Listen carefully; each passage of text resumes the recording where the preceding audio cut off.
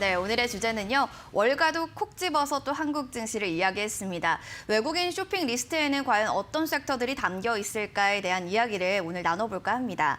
일단 신흥국으로 머니가 움직이고 있습니다. 특히나 우리 한국거래소, 특히 코스피 같은 경우에는요. 외국인이 7거래일 연속 들어오는 모습이 나타나고 있습니다.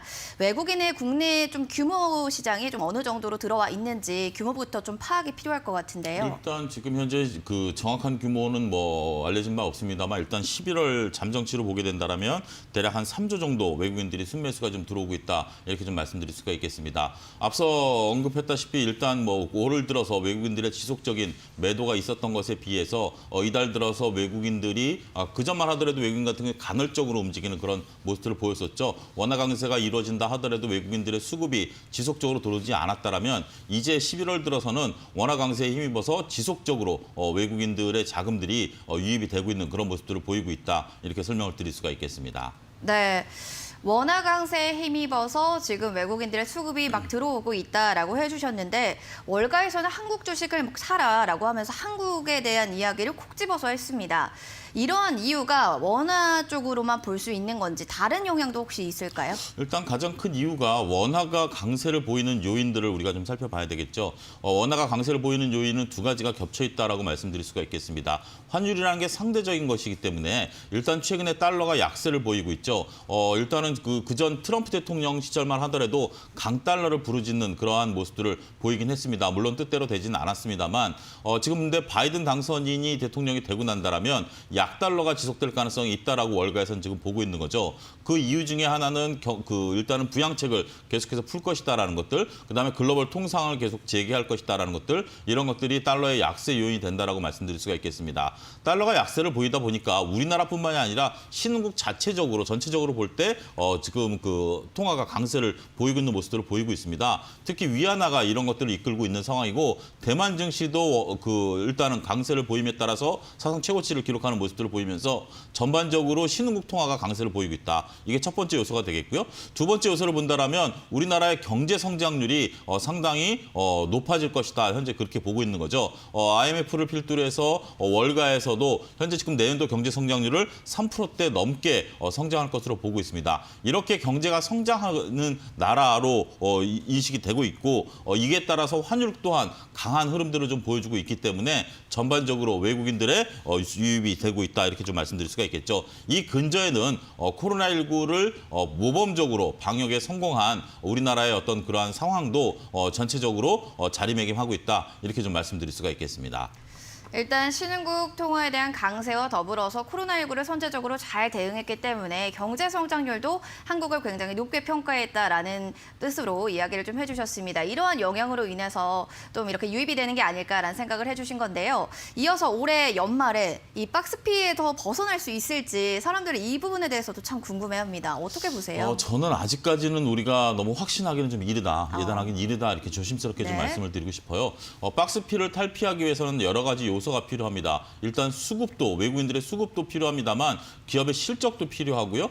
여러 가지 면도 필요한데 일단 이것을 돌파하기가 현재 지금 수급과 실적이 뒷받침돼 줘야 되는데 수급 같은 경우 현재 지금 외국인들이 들어온다고 해서 단순하게 해결될 문제는 아닙니다. 왜냐하면 개인 투자자들이 현재 지금 많이 물려 있는 상황이거든요. 여러분들 계좌를 보시면 지금 뭐 지수는 크게 안 밀렸죠. 오히려 지수는 올라 있습니다만 계좌는 물려 있는 종목들이 상당수 있을 겁니다. 3분의 2 이상 물려 있는 것으로 추정이 되는데요. 이런 것들을 여러분들이 견뎌낼지 아니면 원금이 온팔지 상당히 지금 고민하고 계실 겁니다. 이런 것들이 수급상 불안한 요소로 자기매김할 수 있는 부분들이다. 따라서 이것을 단순히 외국인들이 잡아준다? 쉽지 않죠.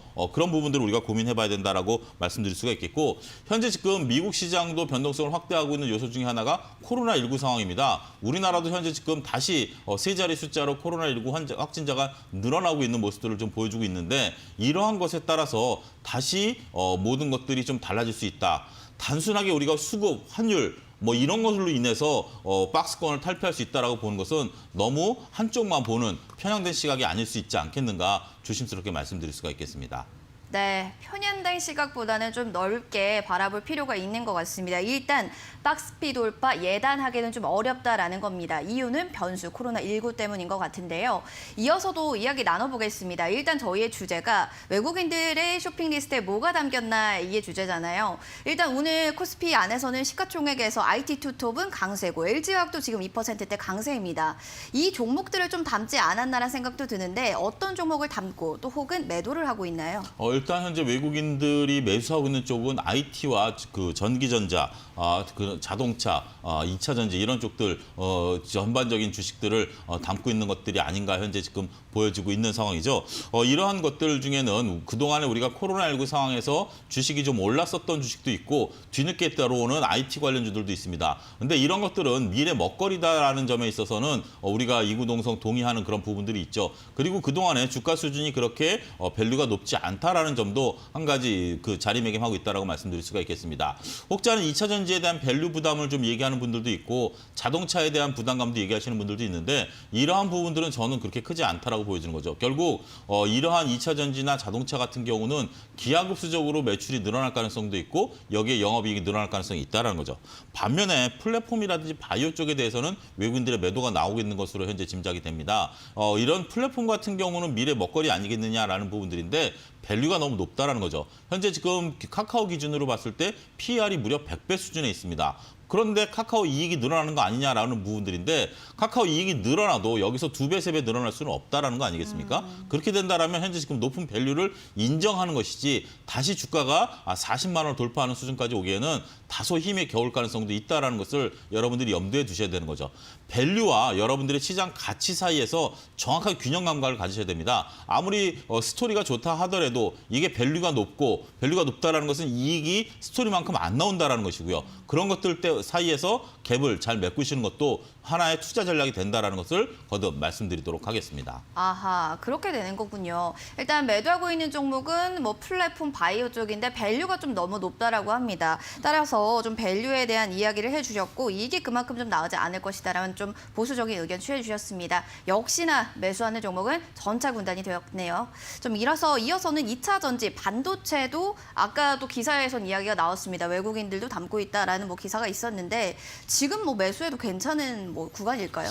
저는 뭐 그렇게 나쁘진 않다라고 좀 말씀드릴 수가 있겠습니다. 여러분들이 지금 반도체 주식을 사서 뭐 2배, 3배 이익을 내겠다라는 분들은 별로 없으실 거예요. 은행 수익률보다는 좀 높지 않겠는가 중장기적으로 그렇게 투자하시는 패턴을 보이실 것으로 보여지기 때문에 그러한 패턴으로 반도체를 접근하는 것은 저는 무리가 없다 이렇게 말씀드릴 수가 있겠고 2차 전지는 저는 매출이 기하급수적으로 늘어날 가능성이 있다는 겁니다. 지금 여러분들의 눈에 보이는 모든 것에 2차 전지가 들어갈 가능성이 있습니다. 사물 인터넷이라는 거, 백색가전, 지금 뭐 자동차와 휴대폰 뭐 이런 쪽에만 들어가 있다라면 이제는 모든 것에 다 배터리가 들어갈 수 있다라는 거죠. 심지어 아이폰 뭐 저도 안경을 쓰고 있습니다만 아이글라스라는 것도 있죠. 거기에도 만약에 모든 것들을 통신하기 위해서는 2차 전지가 들어갈 수밖에 없는 겁니다.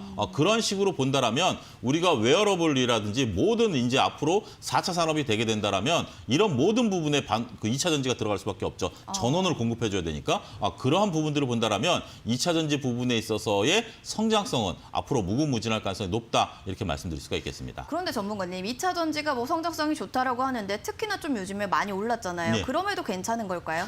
이제부터 저는 뭐 이제부터 시작이라는 표현은 좀 너무 과합니다만 그러한 부분들을 감안하다 하더라도 충분히 가능성은 있다. 저는 그렇게 보고 싶습니다. 네, 2차 전지 관련해서는 그렇지만 충분히 가능성이 있기 때문에 이쪽으로 조금 더 무게를 싣고 긍정적으로 평가를 해주셨습니다. 이어서 하나 더 질문 드릴게요. 외국인들의 러브콜을 받는 섹터, 뭐 전기 그리고 뭐 군단, 자동차가 된다라고 하셨는데 이 두 가지 안에서 가장 뭐 지금 매수해도 좋은 종목을 선택하신다면 어떤 종목이 저는 될까요? 기아차를 좀 말씀드리고 기아차요? 싶습니다. 예, 네. 기아차 같은 경우 현재 지금 뭐 해외 판매가 호조세를 보이고 있는 그러한 모습을 좀 보여주고 있고요.